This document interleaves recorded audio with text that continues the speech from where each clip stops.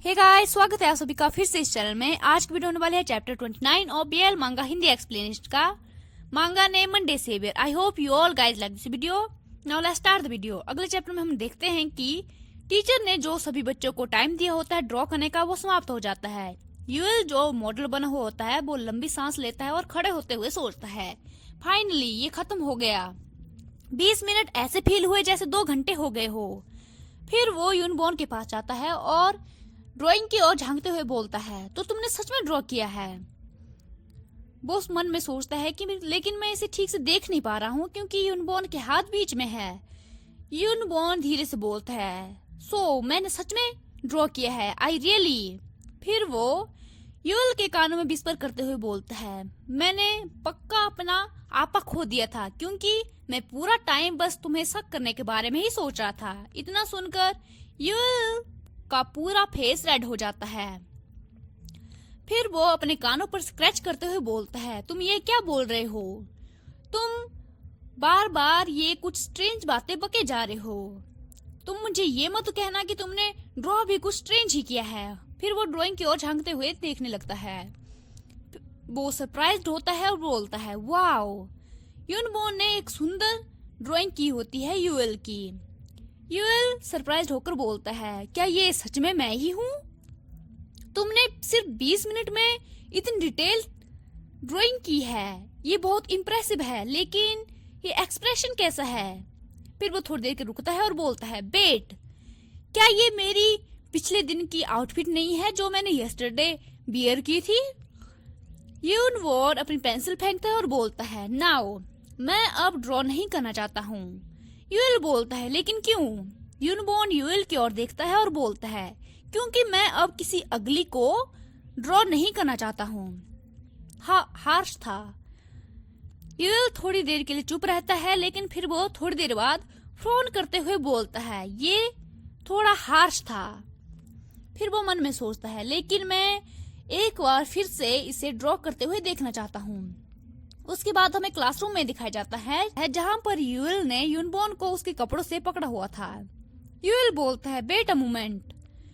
यूनबॉर्न UL की ओर देखता है और बोलता है, व्हाई, क्या तुम्हें मुझसे कुछ कहना है? यूएल बोलता है, नहीं, लेकिन आज तुम्हारा फर्स्ट टाइम था जब तुमने एक्चुअली में ड्रॉ किया है, वरना तुम क्लास में बस इधर उधर टाइम पास करते थे। और फिर थोड़ा हेजिटेट करते हुए बोलता है, क्या तुम ठीक हो? अगर तुम्हें बुरा न लगे तो क्या मैं ये पूछ सकता हूँ? इतने में यूनबॉर्न यूएल का हाथ पकड़ता है और उसे अपनी तरफ खींचकर अपनी लैप्स पर बिठा देता है और बोलता है, एक्चुअली मैं बहुत थका हुआ फील कर रहा हूँ। कम हियर एंड हग मी। वो यूएल की ओर देखकर ये सब बोल रहा होता है, लेकिन यूएल की नजरों में ऐसा लग रहा था जैसे यूनबॉर्न उससे बैक कर रहा है। यूएल बोलता है, तुम ठीक दिख रहे हो, लेकिन तुम स्ट्रेंजली आज मेरी और परवर्टेड बिहेवियर किए जा रहे हो। यूनबॉर्न बोलता है, ये इसलिए है क्योंकि तुमने मेरी बेस्ट पहनी हुई है, जिसके कारण से मैं बहुत अरोज्ड फील कर रहा हूँ और मैं इससे खुद को रोकने से हेल्प नहीं कर पा रहा हूँ। पूरा दिन मैं बस तुम्हें शक करने के बारे में ही सोच रहा था और इसके अलावा कुछ भी नहीं। इतना सुनकर यूएल शिवर करने लगता है और वो मन में सोचता है, ये सच में पागल है। यूएल का पूरा फेस रेड हो गया होता है। फिर यूनबॉर्न बोलता है, ये मेरा फर्स्ट टाइम है जब मैंने बहुत लंबे समय बाद ड्रॉ किया है, थैंक्स टू यू। ये बहुत अनबिलीवेबल, क्या तुम्हें नहीं लगता? तभी यूनबॉर्न यूएल को किस करता है। यूएल बोलता है, अगर ऐसी बात है तो मैं बहुत रिलीव्ड फील कर रहा हूँ, लेकिन मैंने किया क्या है एग्जैक्टली? यूनबॉर्न बोलता है, एज लॉन्ग एज तुम मेरे साथ रहोगे सब कुछ ठीक होगा, उस पॉइंट तक जहां पर मैं बिल्कुल शांति से ड्रॉ कर सकता हूँ। हाउएवर, मैं बहुत पिस्ड ऑफ फील कर रहा हूँ क्योंकि मुझे तुम ऐसे नहीं लग रहे हो जैसे कि तुम इससे खुश हो। और फिर यूएल के चीक्स पर किस करने लगता है।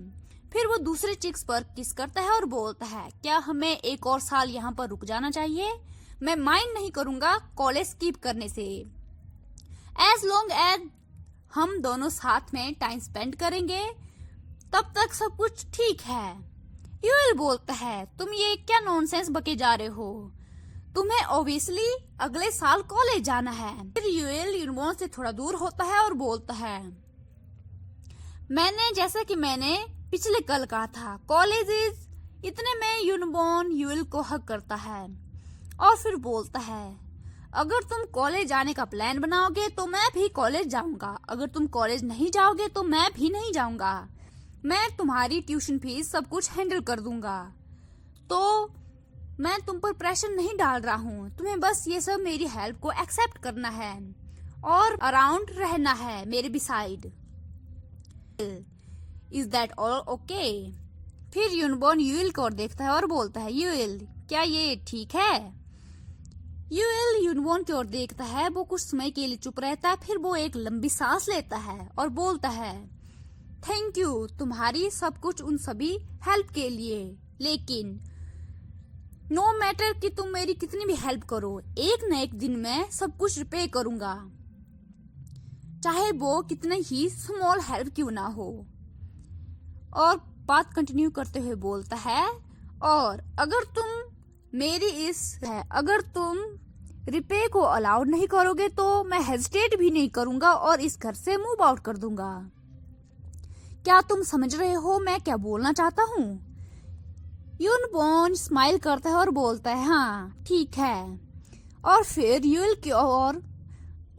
यूएल को अपनी ओर खींचता है और यूनबॉर्न बोलता है, क्या हमें अब ये सब करना चाहिए इस मोमेंट को सेलिब्रेट करने के लिए? यूएल बोलता है, जिसका पूरा फेस रेड हो गया होता है, सेलिब्रेट? लेकिन क्या? इतने में यूनबॉर्न यूएल को डीप किस करने लगता है और फिर यूएल के क्लोथ्स उतारने लगता है। यूनबॉर्न बोलता है, ये सब तुम्हारी गलती है, क्योंकि तुम्हारी वजह से मैं इतना हॉर्नी फील कर रहा हूँ, और ड्यूरिंग आर्ट क्लास में भी मैं बहुत हॉर्नी हो गया था। इतने में यूएल अचानक से यूनबॉर्न को किस करने के लिए आगे आता है और फिर मन में सोचता है, तुम अपना ये क्रेजी माउथ बंद करता है। यूनबॉर्न बोलता है, मैंने तुम्हें देखा था कि तुम क्लास में अरोज्ड हो गए थे। यूनबॉर्न इसमें यूएल के निपल को बाइट कर रहा था। यूएल चिल्लाते हुए बोलता है, वेट, यहाँ पर बाइट मत करो। यूनबॉर्न अपनी बात को कंटिन्यू रखता है और बोलता है, क्या तुम्हें लगा था कि मैं नोटिस नहीं कर पाऊंगा?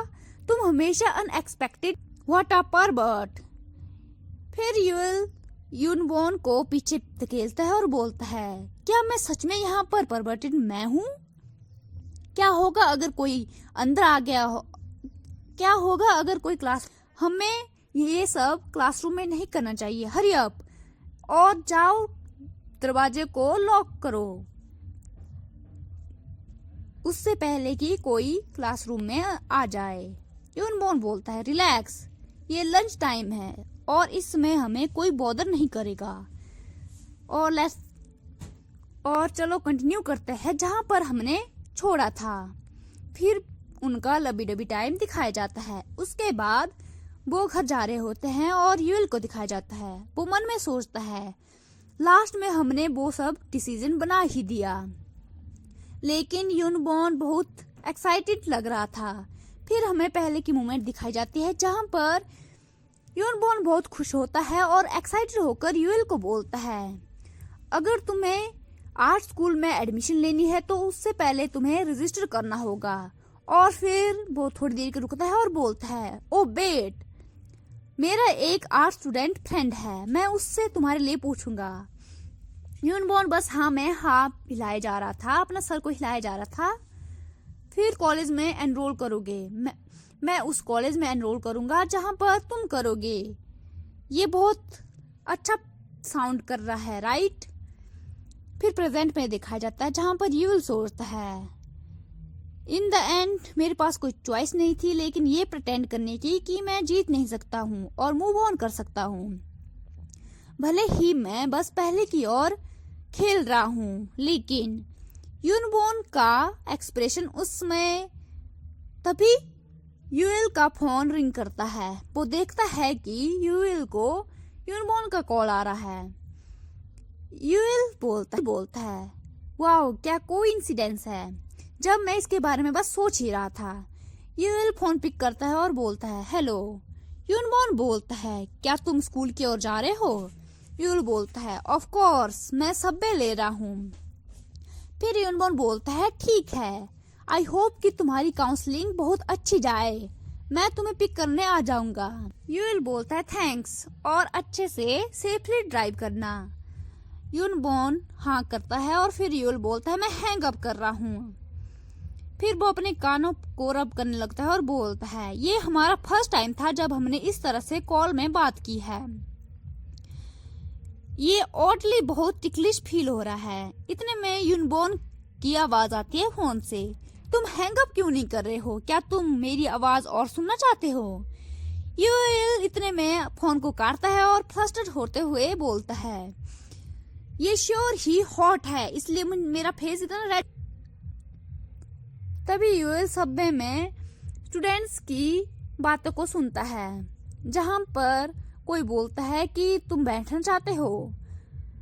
वो स्टूडेंट्स बोलता है नो थैंक्स, मैं बस अगले स्टेशन में ही उतर जाऊंगा, लेकिन उससे पहले यहाँ पर देखो, ये मेरा बायस है। ये भले ही अभी ट्रेनी है, लेकिन इसका ऑलरेडी ही प्रमोशनल बिलबोर्ड लग गया है। इसका नाम कांग हीजी है, राइट? कांग हीजी का नाम सुनते ही यूएल शॉक में चला जाता है। फिर वो बात को कंटिन्यू करते हैं और बोलते हैं या ये बहुत क्यूट लगता है मास्क में भी, लेकिन इसने अभी तक डेब्यूट नहीं किया है, लेकिन इसका अभी से ही प्रमोशनल बिलबोर्ड है, क्या ये इतने फेमस है? फिर दूसरा बोलता है हाँ ये फेमस लगते हैं।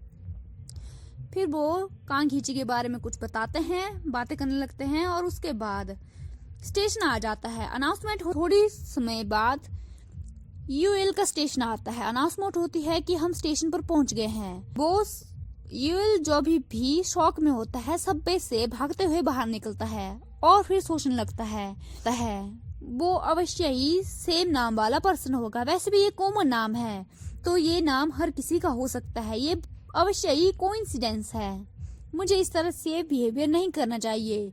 और वो भागते हुए वहां से जाने लगता है। उसकी सांसें फूल गई होती है और वो हाँफते हुए जाने लगता है। फिर वो सोचता है अगर मैं इस तरह से बिहेव करूंगा तो मैं लेट हो जाऊंगा।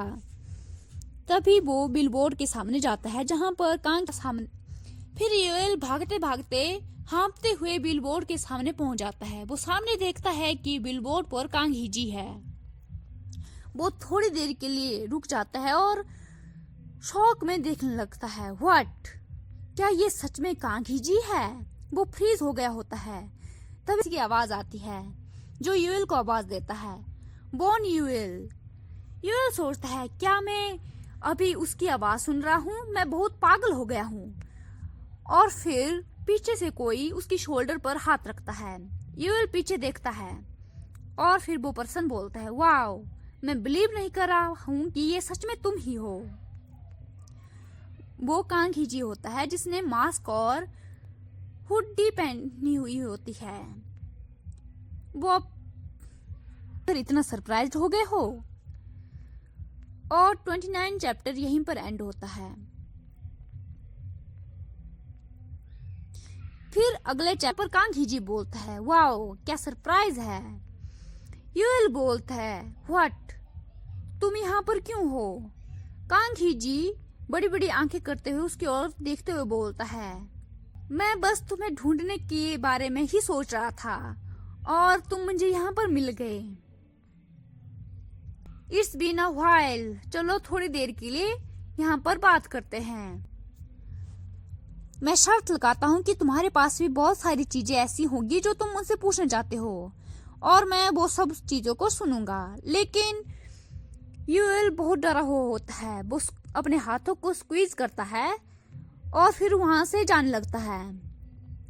फिर यूएल बोलता है, ये सब बुलशिट मेरे साथ मत बोलो और मेरे रास्ते से हटो। और फिर उसे धक्का देते हुए जाने लगता है। लेकिन कांग हीजी उसके हाथ को पकड़ता है। यूएल पीछे मुड़ता है और गुस्से से बोलता है, मुझे छोड़ दो। कांग हीजी बोलते, हे बॉन यूएल, यूएल फिर चिल्लाते हुए बोलता है, लेट गो, मुझे जाने दो। फिर इधर उधर से लोग बोलने लगते हैं, क्या ये फाइट कर रहे हैं? वेट, क्या ये कांग हीजी की तरह नहीं दिख रहा है? रियली? वेयर? लोग कांग हीजी की ओर, लोगों का कांग हीजी की है और उसे अपने और, जिस कारण से कांग हीजी यूएल का हाथ पकड़ता है और उसे खींचते हुए अपने साथ ले जाने लगता है। यूएल बोलता है चिल्लाते हुए, कांग हीजी बोलता है, मैं बस थोड़ा सा टाइम लूंगा, क्या तुम अपना थोड़ा सा टाइम मुझे दे सकते हो? सभी लोग इधर उधर मत करो यहाँ पर। और फिर यूएल को खींचते हुए किसी शांत प्लेस पर ले जाता है। यूएल बोलता है, तुम करना क्या चाहते हो? मेरे पास कहने के लिए कुछ नहीं है, क्योंकि कांग हीजी ने उसका हाथ बहुत टाइटली पकड़ा हुआ होता है, जिसके कारण से उसके हाथ में दर्द हो रहा था। कांग हीजी उसके क्लोज आता है और बोलता है,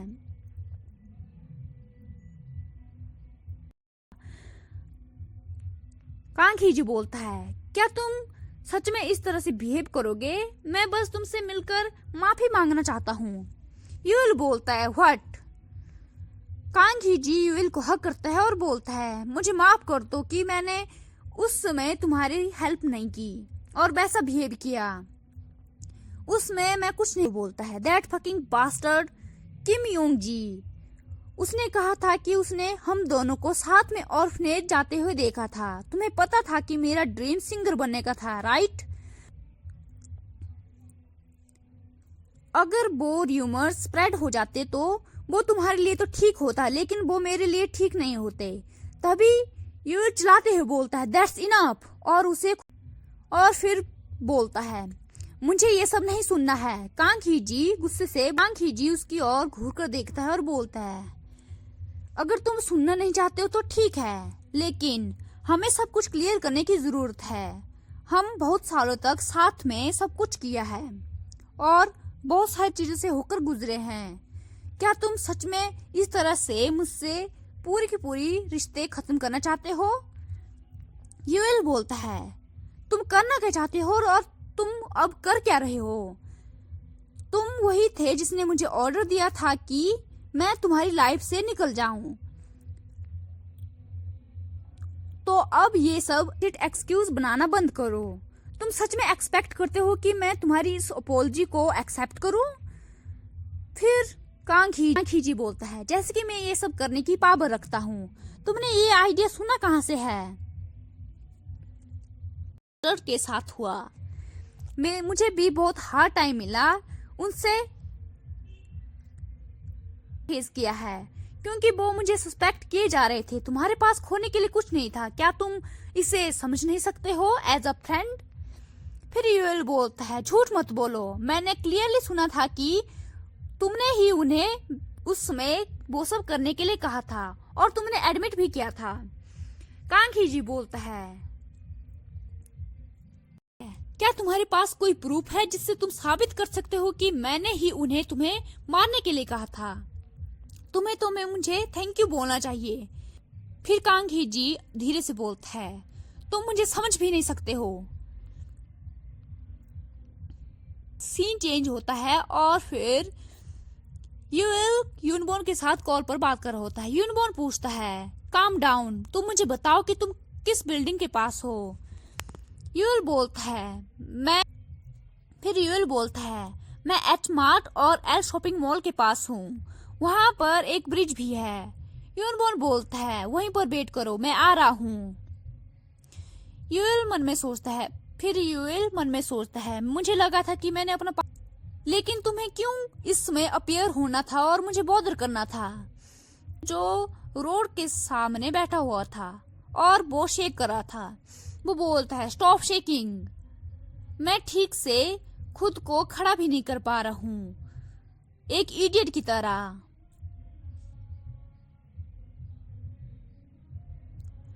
आसानी से अपना नंबर भी दे दिया।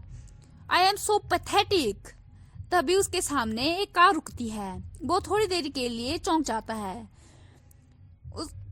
फिर कार की विंडो नीचे होती है और उसके अंदर यूनबॉर्न होता है। बैठ जाता है और बोलता है यूनबॉर्न को, तुम आज डिफरेंट कार यूज कर रहे हो जिसकी वजह से मैं तुम्हें पहचान भी नहीं पाया था। फिर यूनबॉर्न बोलता है ये मेरी भाई की कार है, मैं अर्जेंटली भागते हुए अपने ब्रदर के घर से यहाँ पर आया हूँ क्योंकि किसी ने मुझे कॉल किया था। यूल बोलता है ओ तो ये मेरी वजह से है, सॉरी ह्यूंग तुम्हें बॉदर करने के लिए। फिर यूनबॉर्न स्माइल करता है और बोलता है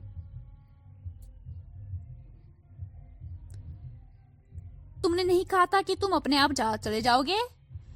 यूल अपना सर नीचे करता है और फिर सैड होकर बोलता है सबवे ले लिया था, मैं जल्दी ही बाहर निकल गया था, लेकिन जब मैं जा रहा था तो मैं अपना रास्ता भूल गया था और मैं इधर उधर भटक गया। मुझे किसी की हेल्प चाहिए थी और तुम अकेले थे जिसे मैं हेल्प के लिए बुला सकता था। यूनबॉर्न बोलता है फिर यूनबॉर्न स्माइल करता है और बोलता है ये ऑब्वियस है कि मैं इकलौता पर्सन हूँ जिसकी तुम्हें हेल्प चाहिए। लेकिन यूल कुछ नहीं बोलता है, जिसकी वजह से यूनबॉर्न उसकी ओर देखता है। यूल बहुत सैड होता है। यूनबॉर्न उसके सर पर पैट करता है और बोलता है क्या तुम डर गए थे? इसकी डरने की कोई जरूरत नहीं है, पर हूँ, तुम्हें बस मुझे कॉल करने की जरूरत थी। फिर यूल अपनी आंखें बंद करता है और सो जाता है। फिर हमें घर पर दिखाया जाता है जहां पर फिर हमें यूनबॉर्न और यूल को घर पर दिखाया जाता है। जैसे ही वो दरवाजे के पास पहुंचते हैं वो एक दूसरे को किस करने लगते हैं। यूनबॉर्न बोलता है तुम बहुत इम्पेशेंट बन रहे हो। यूल पपी आई के साथ बोलता है हरी जल्दी करो और किस करना बंद करो, मुझे हग करो प्लीज। यूनबॉर्न अपने हाथों से यूल का मुंह बंद करता है और बोलता है तुम इस तरह से एक्टिंग क्यों कर रहे हो, क्या पहले कुछ हुआ है? यूल पर था वो बोलता है नहीं ऐसा कुछ नहीं है। फिर यूनबॉर्न बोलता है इसके आदी हो गए हो, क्या मुझे बिना प्रिपरेशन के तुम्हारे साथ वो सब करना चाहिए? यूल उसके बाद यूनबॉर्न को हक करता है और बोलता है ऐसा कुछ नहीं है, मेरा बस तुम्हें हक करने का मन था। उसके बाद यूनबॉर्न और यूल के बीच में हमें इंटीमेट सीन दिखाए जाते हैं और इसी के साथ हमारा चैप्टर 30 यहीं पर एंड होता है। I hope you all guys like this video. If you like please like share and comment in this video and don't forget to subscribe this channel. See you in the next video. Bye bye, have a nice and great day. Bye bye.